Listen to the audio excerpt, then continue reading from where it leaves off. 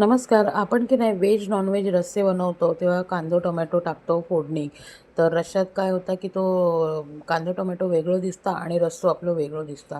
तर असं होऊ नये म्हणून ही एक रेसिपी ट्राय करा. आला, लसूण, कांदा, टोमॅटो असे मिक्सरला पेस्ट करून घ्यायची बारीक आणि तेलात डायरेक्ट तमालपत्र आणि त्याच्यात ती पेस्ट घालायची.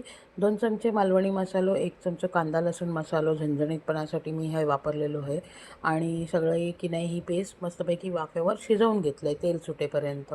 आता ही शिजल्याबरोबर मग त्याच्यामध्ये बटाट्याची फोडी आणि शेवग्याची शेंग टाकून जरासं पाणी घातलं आहे आणि ह्या मिक्स सगळं केलं आहे आणि त्याला पण वाफेवरती जरा शिजवून घेतलं आहे. आता हे बटाटा आणि 50% पर्यंत म्हणजे थोडं कडकच असतं असेपर्यंत की नाही शिजल्यानंतर मग त्याच्या कोलंबी टाकायची.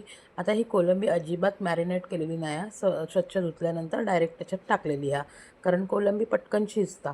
मग हे सगळं की नाही शिजला की बटाटो बघायचो अजून थोडं मऊ झालो की मग त्याच्यामध्ये कांदा खोबऱ्याचा वाटण घालायचा. हे सगळे स्टेप्स फॉलो केल्याने काय होतं की पहिली जी पेस्ट आहे ती चांगली शेंग बटाट्यामध्ये मुरता, कोलंबीमध्ये मुरता आणि त्याच्यानंतर मग ह्या कांदा खोबऱ्याचा जो आपला वाटण हा ता पण मस्त मिक्स होऊन येतात आणि बस हाय फ्लेमवर उकळायचा आणि वरनं घालायची कोथिंबीर. मग काय गरमागरम भात आणि आपलं कोलंबी शेंग बटाटा रस्सा आणि कांदा, लिंबू, ज्वारीची भाकरी आणि रवा फ्राय केलेले प्रॉन्स असं मेन्यू.